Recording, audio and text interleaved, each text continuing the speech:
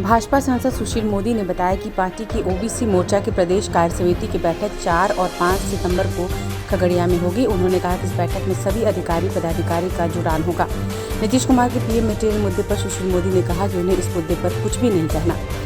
उनकी पार्टी से जो भी बात निकलकर सामने आ रही है वो उनका अंदरूनी मामला है। ब्यूरो रिपोर्ट आंखें न्यूज़ 24।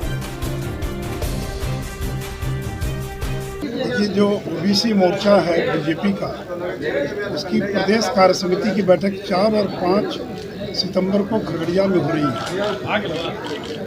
और बिहार में या देश के अंदर बैकवर्ड क्लासेस को, पिछड़े वर्गों को और अति पिछड़े वर्गों को तब लाभ मिला है जब जनसंघ या भारतीय जनता पार्टी उस सरकार में शामिल रही है। जब कर्पूरी जी मुख्यमंत्री थे और उस समय अति पिछड़ों को नौकरियों में आरक्षण दिया गया और उस सरकार में पंडित कैलाशपति मिश्रा शामिल थे।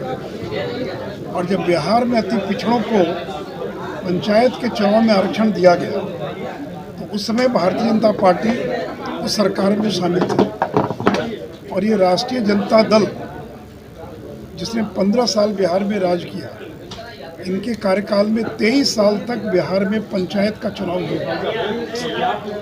तो मैं राजद के नेताओं से जानना चाहता हूं कि 23 साल तक बिहार में चुनाव क्यों नहीं कराया, और जब चुनाव कराया 2003 में तो बिना अनुसूचित जाति जनजाति को आरक्षण दिए बिना चुनाव करा दिया, जबकि संविधान में प्रावधान है कि एससी और एसटी को आरक्षण दिया जाना है, लेकिन बिना आरक्षण दिए चुनाव करा दिया। ये तो जब 2005 में हम लोगों की सरकार बनी, हम लोगों ने केवल एससी और एसटी को ये आरक्षण नहीं दिया, बल्कि हम लोगों ने अति पिछड़ा जो समाज है उसके 20% लोगों को आरक्षण देने का काम किया।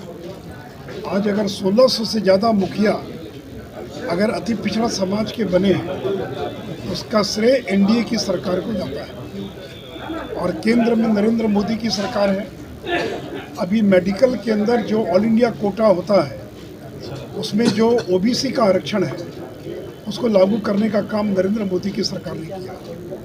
ये जो केंद्रीय विद्यालय है, ये जो मिलिट्री स्कूल है, या जो जवाहर नवोदय विद्यालय है, इसमें आज तक आरक्षण नहीं था ओबीसी का। ये नरेंद्र मोदी जब प्रधानमंत्री बने तो केंद्रीय विद्यालय, मिलिट्री स्कूल और जो नवोदय विद्यालय हैं उनमें 27% पिछड़ों को आरक्षण दिया गया। और आज उसका परिणाम है कि 4 लाख बच्चे प्रति वर्ष जो पिछड़े समाज से आते हैं वो इस आरक्षण का लाभ उठा रहे हैं। ये भारतीय जनता पार्टी है जिसने पिछड़ा वर्ग आयोग को संवैधानिक अधिकार दिया। मैं तो कांग्रेस के लोगों से जानना चाहता हूँ कि उन्होंने क्यों नहीं पिछड़ा वर्ग को संवैधानिक अधिकार दिया। उन्होंने जो एसटी आयोग है, अनुसूचित जनजाति आयोग, उसको संवैधानिक दर्जा क्यों नहीं दिया। ये काम अटल बिहारी वाजपेयी की सरकार ने किया। और पहला पिछड़ा वर्ग आयोग काका कालेलकर कमीशन ये कांग्रेस ने बनाया, उसकी रिपोर्ट आई 55 में, लेकिन उसको ठंडे बस्ते में डाल दिया।